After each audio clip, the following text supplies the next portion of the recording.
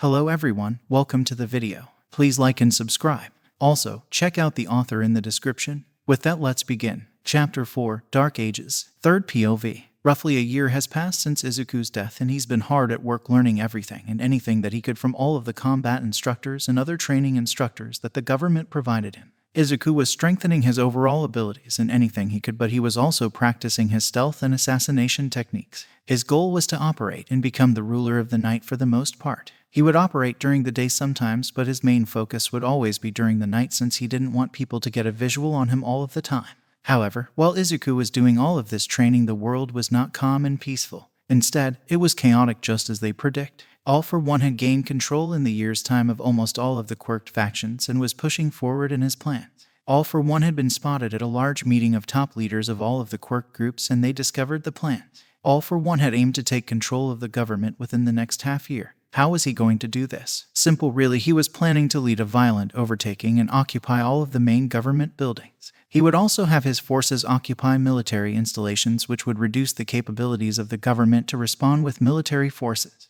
As such, the government started its protocols and started to evacuate anything important into the hidden hideouts. Izuku's main training was more or less finished in the past year as well, so he became activate again as Shadow to help throw All for One off of his game.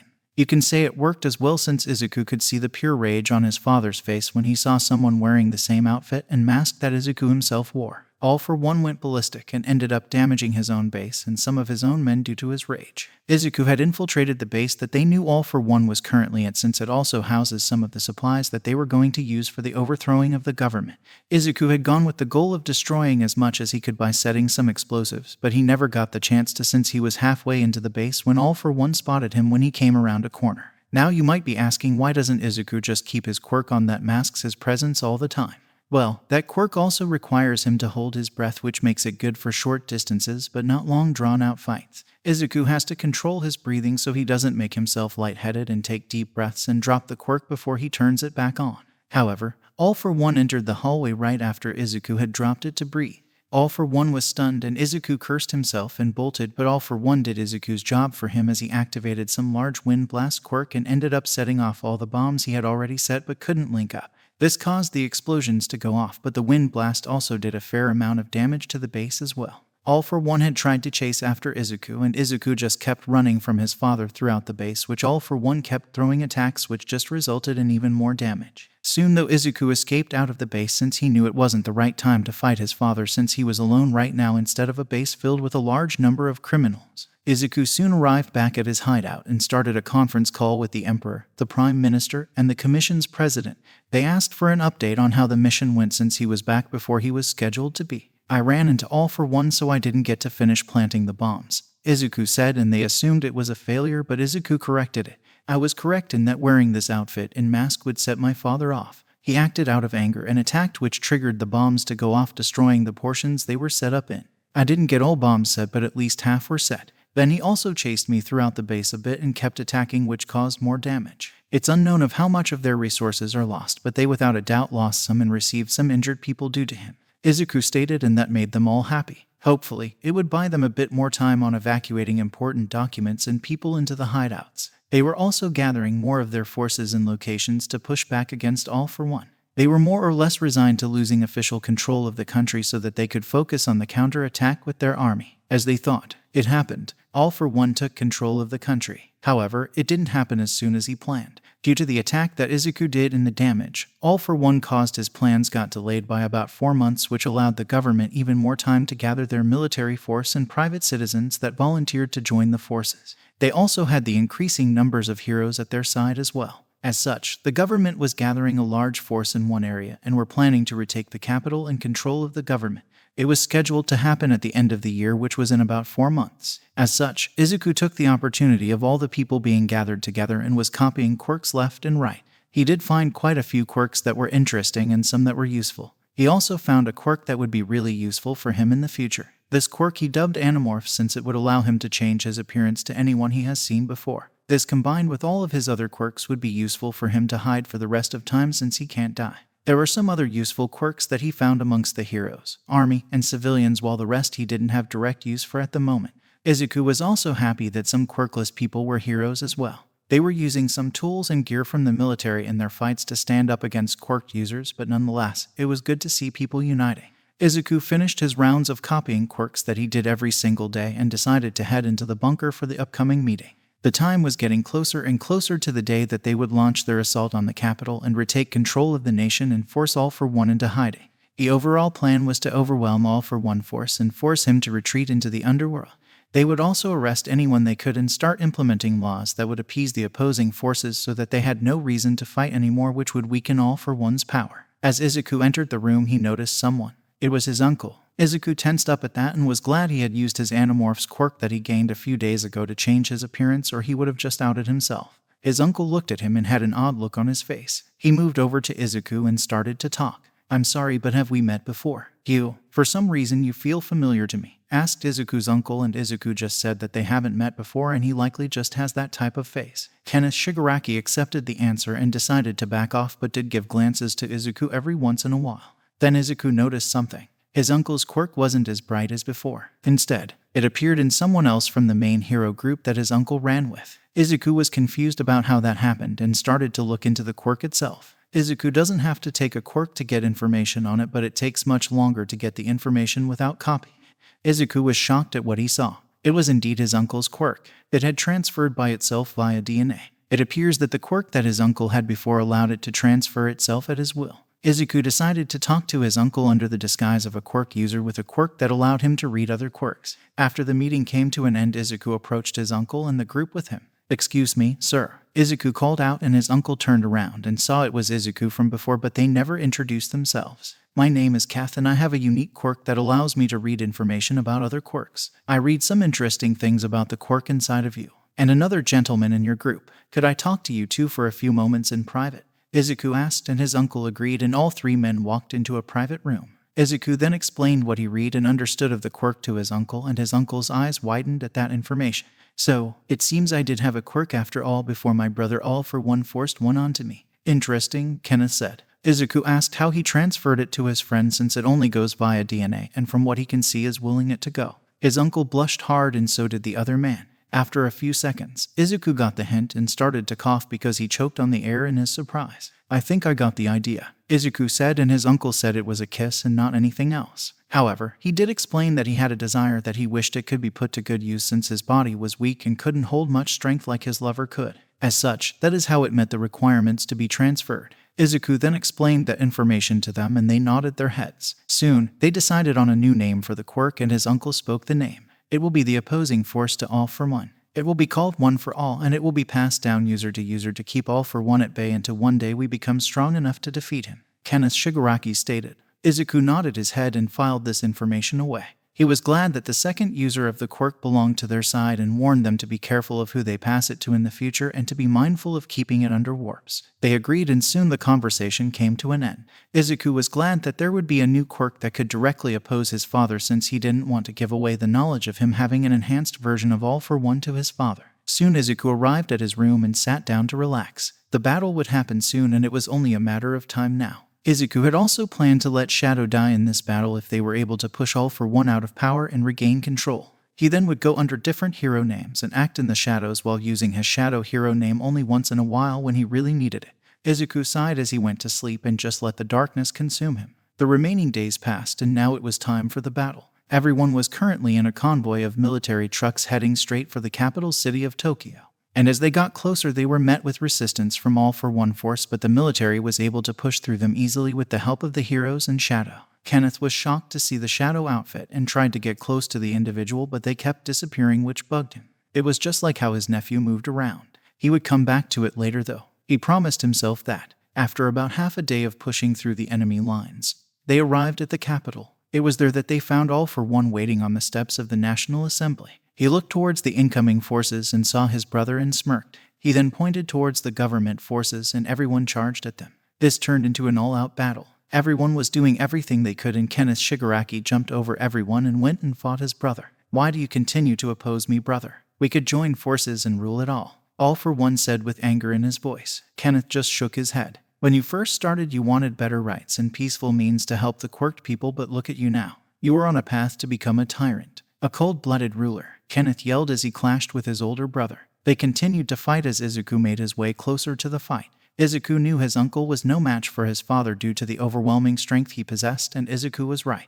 As he arrived on site, he saw his uncle get hit in the side, which resulted in him coughing out a lot of blood. Izuku charged at his father and forced him away from his uncle. The sight of Izuku's outfit enraged All For One once again due to it being the same outfit as his son's. He changed his focus back onto Izuku, who brought him away from the main fighting area and deeper into his own forces. This resulted in massive damage to All For One's own men due to his actions. The pure sight of Izuku's outfit made All For One then enraged. He was so enraged that he didn't notice that his forces were losing, that they were being pushed back. However, by the time he did notice, it was too late. His men's morale had shattered and they were all running or being detained. All For One turned back around at Izuku and threw insults and powered up a more destructive move where he slammed it into Izuku and into a building, causing it to explode. All For One at that point assumed that the man he just hit would be dead due to the explosion, and he decided to pull back.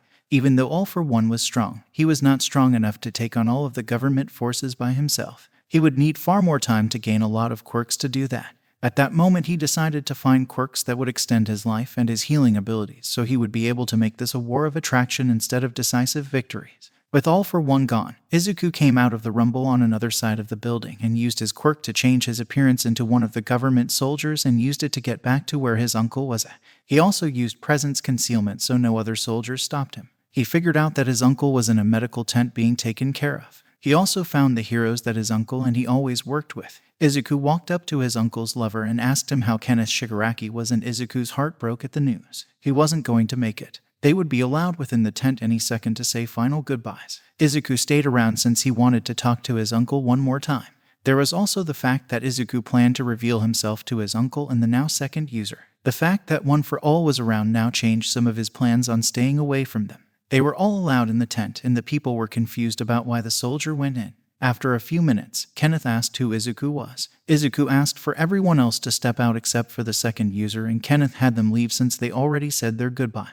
Izuku then changed his appearance back to his actual appearance. This caused them to go silent. "Hey, uncle." "Surprise," Izuku said as he waved his hand. They asked him how he was alive, and Izuku explained what he knew and how it happened. "I'm planning to stay in the shadows. I don't want Dad knowing I'm alive anytime soon. I'm thinking this will turn into the long game of attraction, and I plan to help guide the future users of One For All from the shadows," Izuku stated, and they were happy that the future users would have some help, since they both understood as well that this would be a long war since they didn't have the strength to defeat him right now. The government would also need to stabilize as well before they could really go after him.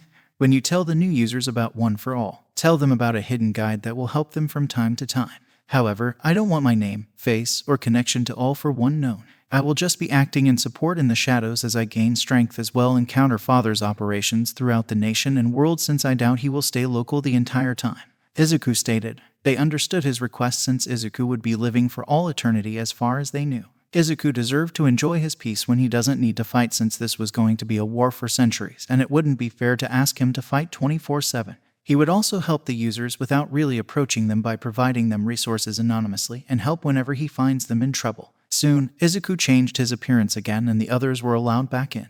After about 10 more minutes, Kenneth Shigaraki succumbed to his wounds and passed away. Izuku waited a bit longer before he got up and left. The second user followed him and provided a cell phone number that he could be reached at. Izuku did the same and said it was a burner phone that he will keep with him and that he should text the name of the third user whenever he passes it on, so if Izuku wasn't near he would be able to keep track of them. This was how All For One short rule over Japan came to an end, and he was forced into the shadows where he would start a criminal empire to rule the underworld for centuries.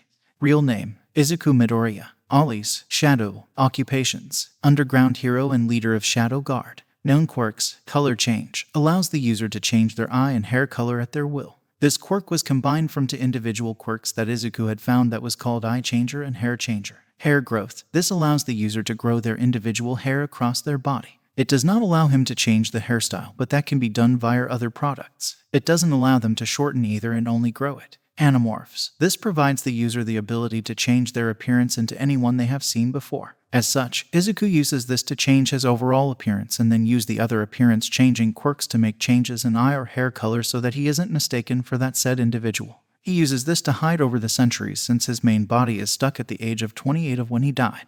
Presence concealment. The user must hold their breath to conceal their presence. Breathing undoes the quirk. As such, training and holding the breath allows the quirk to last longer. Natural enchantment. This quirk provides the user a doubling effect of their natural abilities. As such, the faster they can move without the quirk, they will gain double that while the quirk is activated. Double their natural strength, speed, agility, and so on. Enhanced vision. This quirk allows the user to have perfect eyesight and can pick up smaller details when they are actively looking for something. Recall. This allows someone to recall any memory that they have ever had. Chapter 5. 30 Years Passing. Third POV. It has been some time since the day of his uncle's death. The quirk riots, as they were now called, had come to an end, and the so-called Dark Age was a stain on the history of Japan. Most history books talked about it, but much about the time period wasn't known due to how much information was lost in all of the destruction. After they had pushed All for One back the first time from the capital, he switched to a guerrilla warfare style of assault and caused a massive amount of damage with his forces for years. However, the government held on strong and was able to push the enemy forces back and passed a lot of anti-discrimination and quirk laws that appeased people. As such, 15 years after the date of his uncle's death, the quirk riots had come to an end. Time passed and a lot of people forgot about his father's existence, which was a mistake in Izuku's opinion, and no history book talked about him because the government didn't want people to be afraid that he was still around unstopped. Again, Izuku saw this as the wrong move to make, but he had no way to stop them. More years passed, and now it has been 30 years total since the day of his uncle's death, and One for All had also passed to another user, and it was now on the fourth user. The second user had died at the hands of All for One when Izuku's father discovered the truth of the quirk. It enraged him that someone else had the quirk that he gave his brother. Izuku had arranged for the third user to be trained by a handful of people, but the third user had found someone and passed the quirk on, since the third user had discovered where Izuku's father was one day and had gone off to challenge him. He of course did not survive. The second user had told the story of how the quirk came about and the fact that there was someone watching out for them from the shadows, and that they should expect random acts of help every once in a while when they run into problems that the watcher finds out about. Izuku never meets with the users in person but has seen them from a distance on the few times that he went and watched them. As such, the fourth user did know of the story and wasn't surprised when he had received help out of nowhere and was given a property to train in and had his expenses covered since he was not that wealthy. This allowed the fourth user to focus on training and doing his hero work, since he was a hero already when he received the quirk. Though back to Izuku himself. Izuku was still gathering power over the years and has been screwing with his father's operations whenever he found them. However, right now Izuku was preparing himself to go greet the new emperor. The old emperor had abdicated from the throne due to old age and was in poor health. As such, the crown prince would take over the throne. The shadow guards were left on the books because normal police couldn't handle quirk users as heroes, or the shadow guards could. As such, Izuku still held his position as the leader of the shadow guards. The duties themselves were taken care of by the vice commander, though, since Izuku would always be dealing with threats to the nation or hunting down his father's operation. Izuku honestly pitied the vice commander who has had to take care of all the duties for Izuku, but there were far more important things to do. And the order from the outgoing emperor was to always focus on other things such as All for One and dealing with threats to the nation instead of the duties. The emperor said if something were anything important, then he would call Izuku, since he always had his number and he's only been called on a handful of times over the years. As such, Izuku changed into his shadow outfit and snuck into the palace and watched the ceremony. The ceremony took a while, but none of the other shadow guards noticed Izuku. Izuku rolled his eyes at this but didn't really think much of that due to the fact that Izuku had a large number of quirks that allowed him to perform his feats. The ceremony came to an end and all the guests except the new emperor, the outgoing emperor, and the shadow guards were left. The new emperor called all of the shadow guards out and they presented themselves to the new emperor. The old emperor just smirked and rolled his eyes as he glanced up into the roof area where Izuku was hiding. I never understood how he was able to find me all the time, Izuku thought. He had a theory that it was due to how often he and Izuku would meet, so the old emperor likely got used to Izuku's presence in the room. Even when he hid though, Izuku did have a theory that the old man just took a guess all the time and somehow got lucky. Son, the older emperor said, and the new emperor looked over. You forgot to call for the other shadow guard. Though I'm not surprised since he's always out on the lifetime assignment that I gave him. He is in this room though, so Shadow appears before me, stated the old emperor, and Izuku dropped down and revealed his presence right as he landed, and went into a bow before the old emperor. All of the other shadow guards went on guard and surrendered the new emperor since they have never seen this person before and he had a different uniform than them. Rise, my shadow. It's been a few years since we've last met, stated the old emperor. Izuku just raised and went to stand by the emperor. Indeed, old friend. You look younger with age, Izuku joked. The old emperor just rolled his eyes at Izuku. The new emperor was confused as hell, and so were the other shadow guards. They saw the old emperor stand up and hug the new man.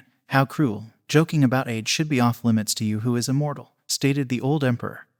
And that statement stunned them all. The leader of the Shadow Guards was immortal. Father, could you explain what is going on? Asked the new emperor. Then Izuku and the old emperor realized where they were at. They both apologized for forgetting about them. Hello, my emperor. I am Shadow of the Shadow Guards. I am the first underground hero and the first Shadow Guard. I am also immortal. I lived around 20 years before the dawn of quirks and died my first time during Flashpoint of the Quirk riots and was there when we pushed All for One out of the capital and retook it.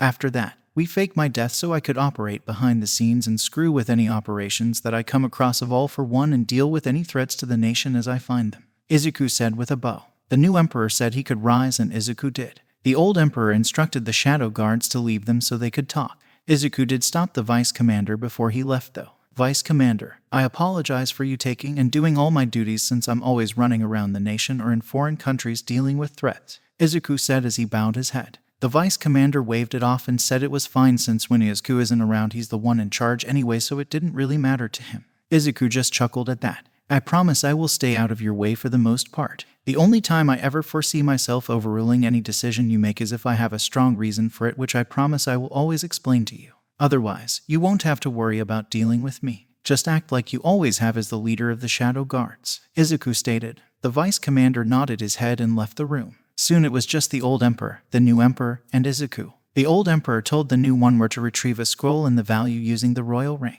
Soon the new emperor came back and had a scroll in hand. Open it and confirm his identity as required by you like the new emperor. Shadow change back to your true appearance, stated the old emperor. Izuku then changed and his body and outfit shrunk a bit since he was in the form of a taller person that he had copied. The new emperor opened the scroll and saw a picture of a person and Izuku removed his mask and kneeled in front of the new emperor. Greetings to you, Emperor. I am Izuku Midoriya, Shadow, Izuku stated as he introduced himself. The new emperor confirmed Izuku's identity and then asked for more information about him and how he was immortal. Izuku then explained everything and the story of how the rise of All for One happened. My father is All for One. I have an advanced version of his quirk which he doesn't know about. I and my uncle started the resistance against him before the government could get involved due to them being occupied by the fighting all around the nation.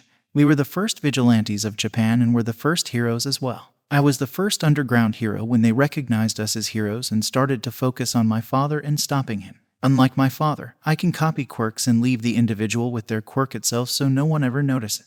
I died at the hands of my father who thinks I am dead. I got shot by an anti-quirk protester during the Flashpoint, and my father destroyed my heart in the literal sense. He then discovered who I was and things happened. He blames the anti-quirked people and government for my and my mother's deaths, so that is how he fell from good to the path he is now on. I also faked my death in the retaking of the capital since my father would get curious about why Shadow keeps appearing in front of him. As such, I now operate under different names and different hero licenses to stay hidden from everyone. I don't report to the Hero Commission due to some laws and being the commander of the Shadow Guards. Instead, I report to you, the Emperor. As it stands, I'm on a current lifetime mission of just dealing with any threats I come across and destroying any operations of my father as I search and find them. I also live a normal life as a disguise so no one questions where all these new heroes come from. I only tend to create a new hero license when I create a new life and kill my old life off. I also own a lot of assets and I am rich as well due to how much money I earn from Shadow Guards, the hero work, and investments and other things, Izuku said in one breath, and the old emperor just chuckled at Izuku, who sent a side glare and tongue sticking out.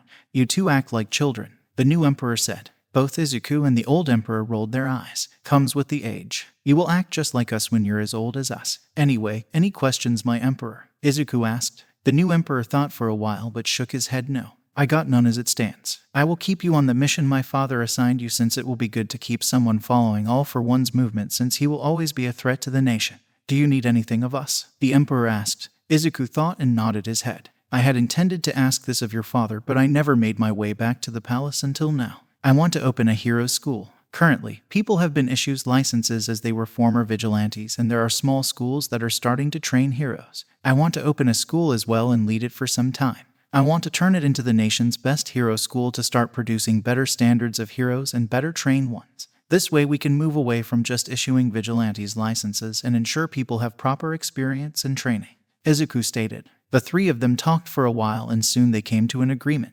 Izuku would be issued a license to open the first actual official hero school since the other ones are just doing it on their own without government support. Izuku would also keep the government control out of the school, and it would be controlled by him as the owner with a school board below him and then a principal below that.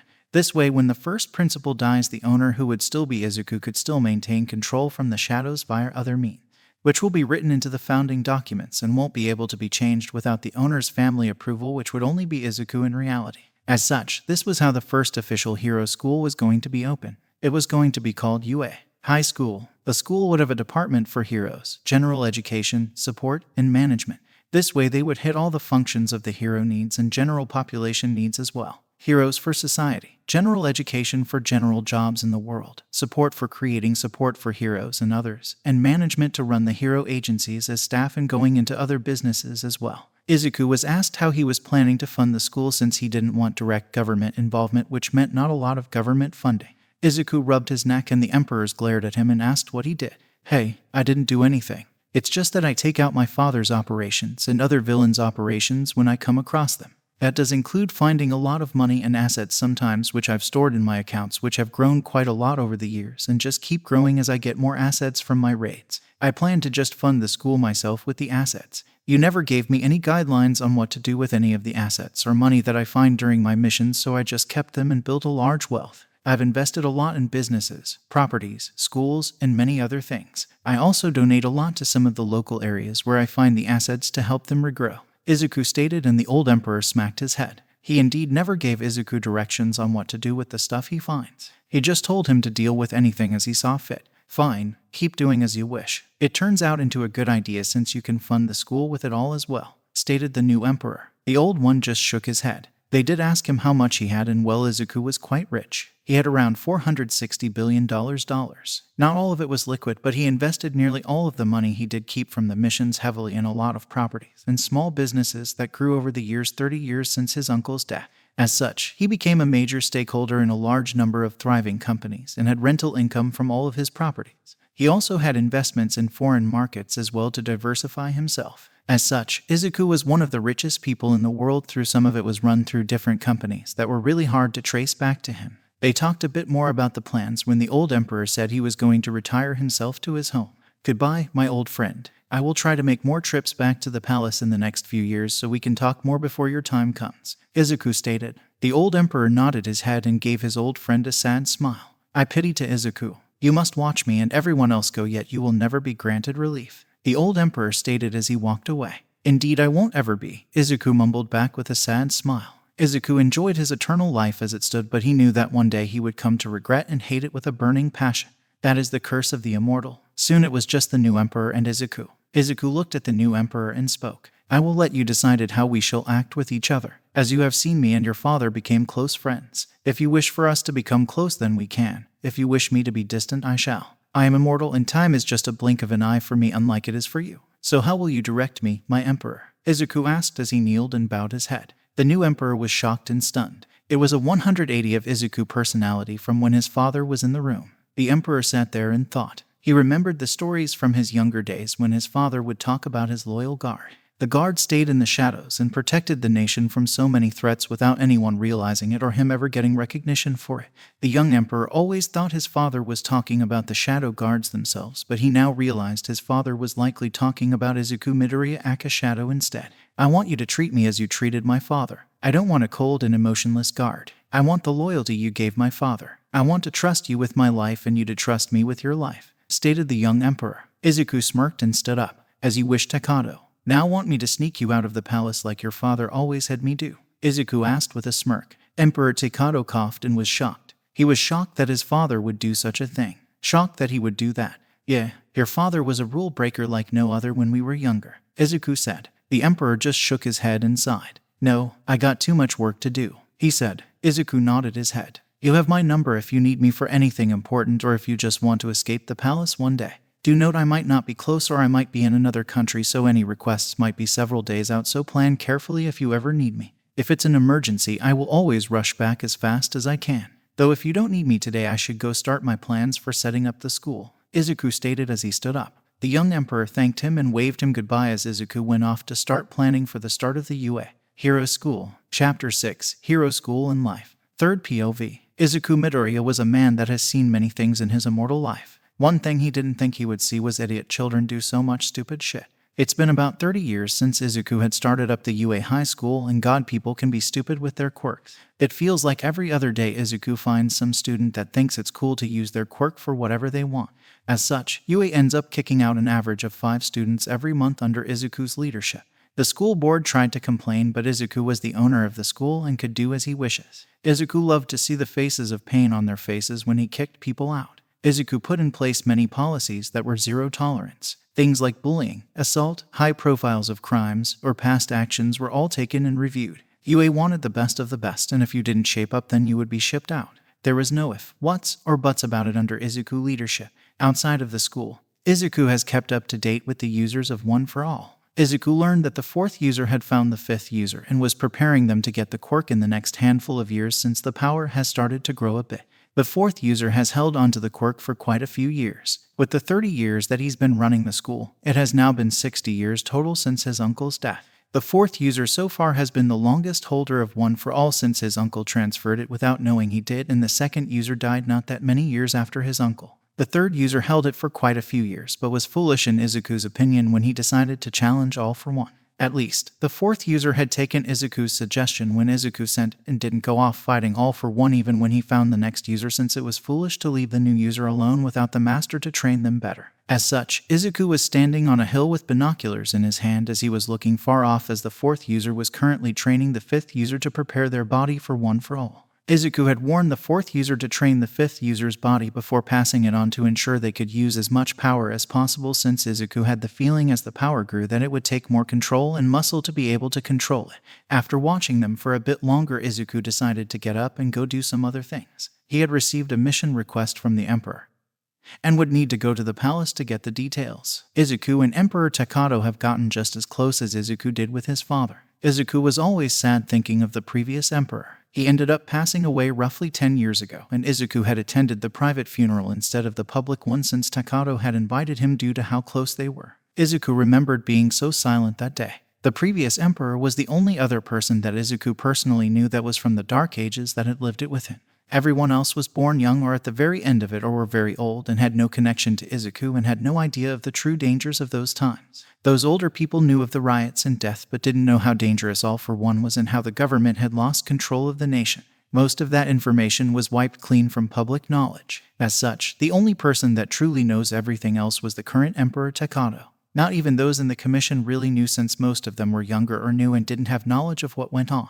The users of One for All themselves were operating on passed down the knowledge from each other, which Izuku didn't know what all they passed down each time. So Izuku just assumed they were clueless about most of it except the mission to stop All for One. Soon Izuku arrived in the palace and snuck into the royal office where the emperor did his work. Izuku went straight by so many shadow guards that Izuku always found himself so irritated at how easily he got in. One of these days someone with a quirk similar to mine will infiltrate this place and that will end badly, Izuku thought. Izuku found himself in the office and saw the emperor. Once again the emperor knew Izuku was there. How does this family keep noticing me? I think it's just their damn bloodline, for God's sakes, Izuku yelled in his mind but cleared his thoughts. Izuku took a pen next to the emperor and looked where the shadow guards were at. There was one outside the room and one outside the building watching inside the room. Izuku took the pen and wrote a note. It read, "I'm going to test the shadow guards. I'm irritated with how easily I keep getting inside. I want to see how they react to me appearing, so go with the show," stated the note. The emperor nodded his head and made an acknowledging sound.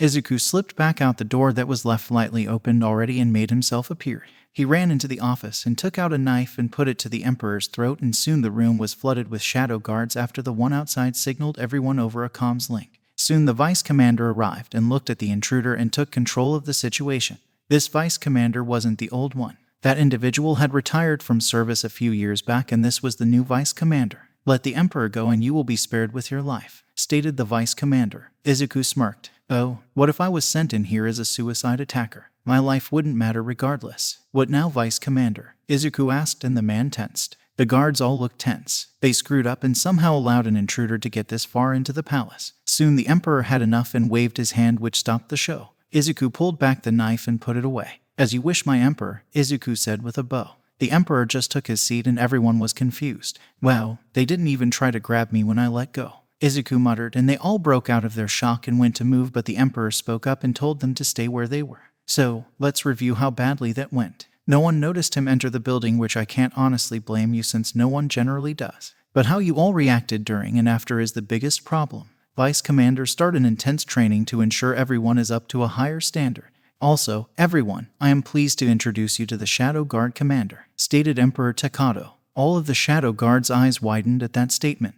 They looked at the man and went down into a bow until Izuku told them to raise their heads. The Vice Commander bowed his head and said he would get to work on correcting their gaps. Soon they all left, and it left the Emperor and Izuku. So, what is this mission that you need me for? Izuku asked as he sat down in a chair next to the desk. The Emperor looked at Izuku and then sighed. This mission can be rejected. It's not critical. It's more personal. As you might know, my wife gave birth around 10 years ago and my son wants to train his quirk and be strong. I was wondering if you could spend some more time at the palace for a few years since I know you're planning to kill off your principal identity and you would need a new one. You won't have to stay forever, but I was wondering if you would look after him as an uncle or something. The Emperor asks. Izuku's eyes widened a bit and he became thoughtful. He sat in silence for a bit before nodding his head. Sure, I can make that work. Want me to come as Shadow or as a whole new person? Izuku asked, and he said a whole new person. He didn't want to risk his son talking about Shadow anytime soon. He trusted his son, but he was still a young child that might make a mistake. Izuku agreed and would get to work on the new identity and find someone to replace him as principal of UA. Since he would always have full control as the owner, so it was time to leave it anyway and let Fresh Eyes get control of the school as the principal. Izuku left and got to work on putting everything together. That is how Izuku found himself spending quite a few years with his Emperor's son, who became more or less a nephew to him. It took a bit for the young boy to accept Izuku, but one thing Izuku didn't lack was time. Ironically, as such, Izuku got the boy to warm up to him and had been training the young crown prince for quite a few years. Though during these years Izuku learned that the 4th user had passed the quirk to the 5th user, who was doing quite well with it. However, sadly the 4th user ended up being found by All For One roughly a few months ago and ended up fighting him in a remote location that the 4th user led All For One to. He did this to ensure that the 5th user was nowhere near to be found by All For One. As such, the 4th user perished. Izuku reached out to the 5th user and asked him if he had anything that he needed help with. The 5th user didn't need anything since he had already finished his hero training recently and was making his debut and would be fine. Izuku told them via the anonymous texts that if they needed anything to reach out to that number. Izuku just hoped that the 5th user would live as long as the 4th user did, but no one was really making it to old age. The 4th user was the oldest user and had died at the age of 54. This isn't young, but it isn't old in Izuku's view of normal humans, since people could end up living into their late 70s or 80s if they had a good life. Now enough about the users of One For All. Back to Izuku, as we could see him with his nephew, who was playing a game of hide and seek inside of a forest that Izuku had taken him to outside of the palace with no one knowing about it. Oops, I guess I went back to my habits of kidnapping the royal family as I did with the first emperor I was close with. Izuku thought as he hid from the crown prince. Izuku had more or less confirmed that the royal family had something special about them, since they always found where he was. It wasn't a quirk, since none of the quirks they have had would give them the ability to do it, so he concluded that they were just more naturally tuned to finding hidden presents. The crown prince was now 17 years old. It's been quite a few years since I came to train him, and I think it's starting to get time for me to leave and get back to working full-time on finding father's operations.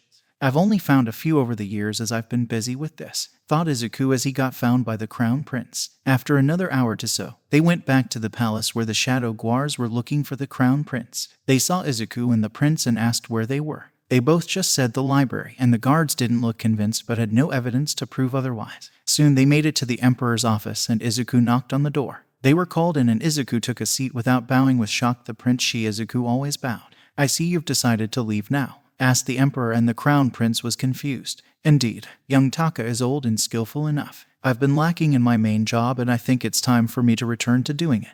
I can't let him keep getting more breathing room since he will always be a threat to the nation and the world, Izuku said. The emperor nodded his head and Crown Prince Taka asked what they were talking about. They both looked at him and the emperor had the shadow guards clear out as he covered the window to block the view of the ones outside. Izuku then changed his appearance to his true appearance, which included his shadow outfit. Son, this is a secret you would learn when you become emperor, but you're my only child and the one who would inherit regardless. Your uncle is actually the commander of the Shadow Guard, but he is also known as the underground hero Shadow.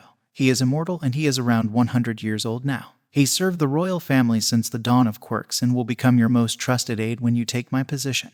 There are many threats to this nation and this world that your uncle deals with, and he came back to the palace to help watch you and train you for the past 7 years, but it's time for him to return to his true duties of keeping us all safe in the shadows, Emperor Takato stated. The Crown Prince was shocked and asked some questions. One was if the care that Izuku showed was real or not. Of course they were real, my nephew. No matter what, I will always care for you. The only reason I'm leaving now is due to the fact that the main threat I've been dealing with has had time to breathe due to my absence, and I need to go back now. Remember, if you ever want to get a hold of me, just call the cell phone number I gave you. I will always call you back as soon as I can, since I might be in a dangerous area and can't answer right at that moment," Izuku said as he hugged his nephew. He might not be blood, but he became family to Izuku. The Crown Prince cried a bit but hugged Izuku back. He asked for Izuku's real name and Izuku gave it. "Just don't go saying it around. My real name is deadly if the wrong people hear it. The main threat is almost as immortal as I am and is very dangerous. You will learn more of the secrets when you take the throne in the future, but until then you should keep your nose out of it and keep my real name hidden to your mind only.